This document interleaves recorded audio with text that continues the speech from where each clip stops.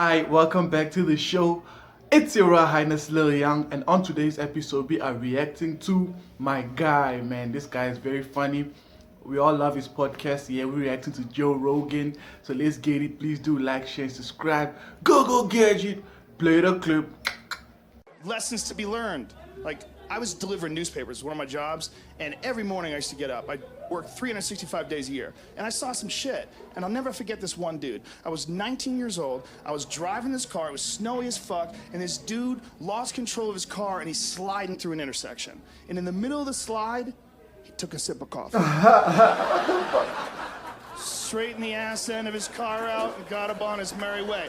He didn't fucking pull over and call a psychiatrist and run to the pharmacist, throw back a bottle of pills. He fucking dealt with it like a man. Like a man who shovels snow. A man who's not scared. You can get too cold, though. This is as cold as you can get. You shouldn't get too crazy. I've been to Edmonton, Alberta, Canada. Nice folks up there. Really cool people. But it gets ridiculously cold. Whenever I go to Canada, I always go, how cold did you get up here? Guy goes, 50 below zero.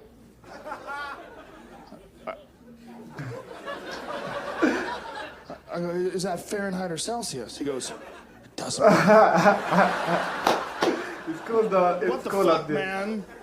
This just is cold not out the there. best spot to stop. You should keep going.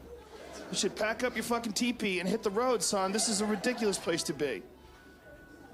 You know about Colorado? Do you know about it? It's cold there too, and they have legal weed. That's the way to do it. First state to step up.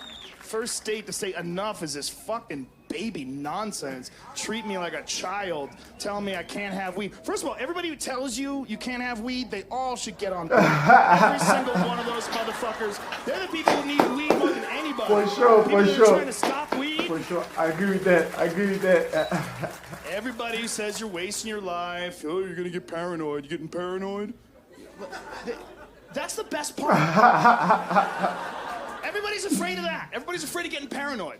I think it's a good idea to be paranoid now and again, because I think people are entirely too cocky for the situation that we're confronted with.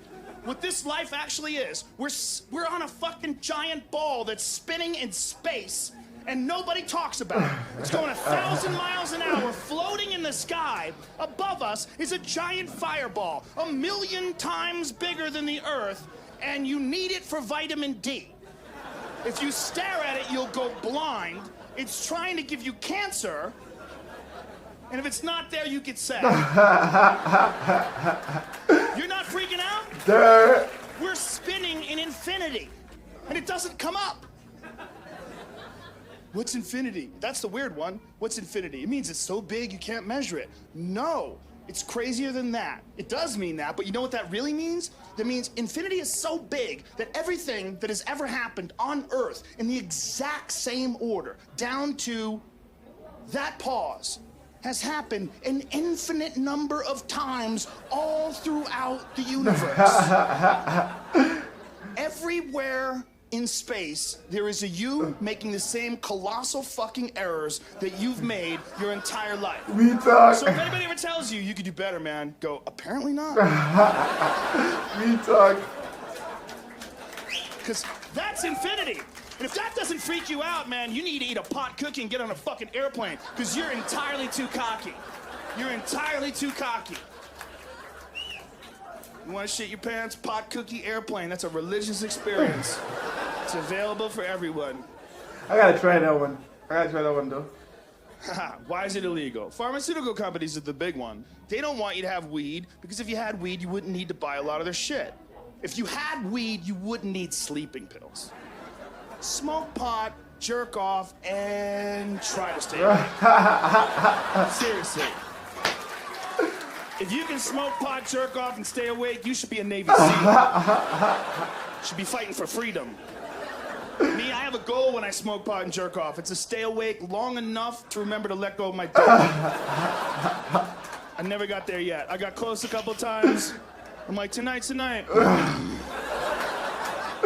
Wake up later. Oh, man. Fuck. Sad. Sad knowing that you're gonna do it again. Just like, I'm never gonna fucking rise above. But it's only sad because I live with a wife and kids. If I was alone, I wouldn't give a fuck about jerking off. It'd be fine and dandy. That's why hotel rooms are amazing for men. That's the only time a man can truly jerk off in peace. You know where, there's the door, there's the bed, there's nothing else here. All right, we're good. So when a man jerks off in a hotel room, he has two options, two things to consider. Clean up or fuck it. And I always go with fuck it. The moment my load hits my chest, I do a quick gator roll in the sheets. I find a dry spot and I'm out.